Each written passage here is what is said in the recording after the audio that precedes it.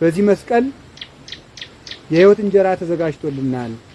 በዚህ መስቀል የሕይወት መጠጥ ተሰጥቶናል። በዚህ መስቀል ሞት ተሽሮልናል። በዚህ መስቀል ዲያብሎስ ተወግቶ ተጥሎልናል። ከዚህ በኋላ እንግዲህ አቅም የለውም ዲያብሎስ። ወምልያሁ ዛማስን በላይ ሊሆሙ አልበየ ብሏል። እንግዲህ የክርስቶስን ወገኖች ምንም የምጎዳው ጉዳት የለኝም። ለምን? ቅዱስ አትናቴዎስ እንደተናገረ እባብን ከራሱ ላይ ቁሞ መርዙን ካስተፉት በኋላ እጅ ላይ ቢጠመጥሙት አይጎዳም። አንበሳ ጥርሱ ከወለቀ በኋላ የዝንብ መጫወቻ ከመሆን በቀር አያስጨንቅም። ሞትንም ክርስቶስ በመስቀሉ ወግቶ መርዙን ስለሻረበት ወምልያሁ ዛማስን በላይ ሊሆሙ አልበየ በመስቀሉ ያመኑትን በመስቀሉ የተመረኮዙትን እነዚህን እንግዲህ እኔ የምጎዳው ጉዳት የለኝም ብሎ እስኪናገር ስለደረሰ ይሄን መስቀል እንመካበታለን። አንድ ማይዳችን ስለሆነ በሉ ሁላችሁ። ሁለት ሞት ስለተረታልን በሉ። ሶስት ዲያብሎስ ስለተሸነፈልን በሉ። አራተኛ ክርስቶስ ስለነገሰልን። ማን ስለነገሰ? ይሄ የክርስቶስ መንበሩ ነው።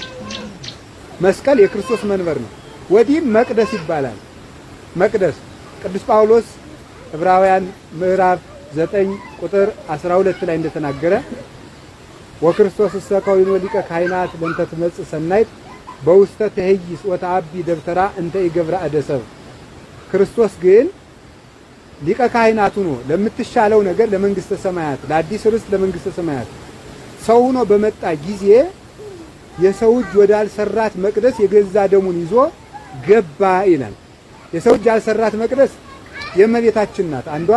እሷን በሌላ ቀን ተረጉማታለሁ። አንድ ግን የሰው እጅ ያልሰራው መቅደስ የተባለ መስቀል ነው። መስቀል የሰው እጅ ያልሰራው መቅደስ ለምን ይባላል? መቅደስ የተባለበት ምክንያት በመቅደስ መስዋዕት እንደሚቀርብ ሁሉ ክርስቶስም በዚህ መስቀል ላይ መስዋዕት አቅርቦበታል። ቅዳሴ ቀድሶበታል። ስጋውን ፈትቶበታል።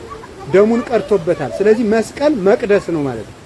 ወደ መስቀል የገቡ ሰዎች በመስቀል ያመኑ ሰዎች ምን ያደርጋሉ? ወደ ክርስቶስ መቅደስ ይገባሉ ማለት ነው። መስቀል የሚያስጠጋን መቅደስ ነው። ክርስቶስ ራሱን ሰውቶበታል።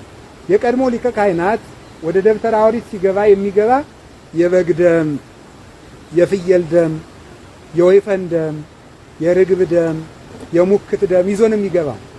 ክርስቶስ ግን የሰው እጅ ወደ አልሰራው መቅደስ ወደ መስቀል ሲገባ የገዛ ደሙን ይዞ ገባ ይላል። ጥያቄ ልጠይቃችሁ።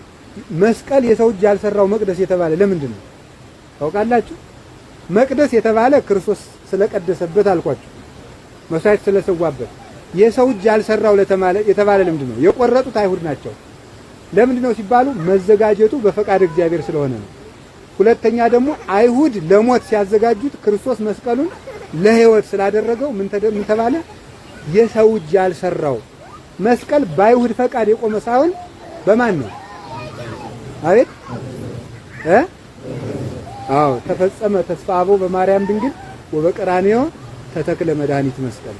ይህንን ያደረገ መድኃኔ ዓለም ነው እንጂ እነሱ አይደሉም። እግዚአብሔር እሰ ንጉሡ ውእቱም ቅድመ ዓለም፣ እግዚአብሔር ከዓለም አስቀድሞ ንጉሥ ነው። ወገብረ መድኃኒተ በማእከለ ምድር፣ በምድር መካከል በኢየሩሳሌም መድኃኒት መስቀልን አዘጋጀ ብሎ ዳዊት መዝሙር 73 ቁጥር 12 ላይ እንደተናገረ መስቀሉን ያዘጋጀው እግዚአብሔር እንጂ አይሁድ አይደሉም። ስለዚህ የሰው እጅ ባልሰራው መቅደስ ክርስቶስ ገባ።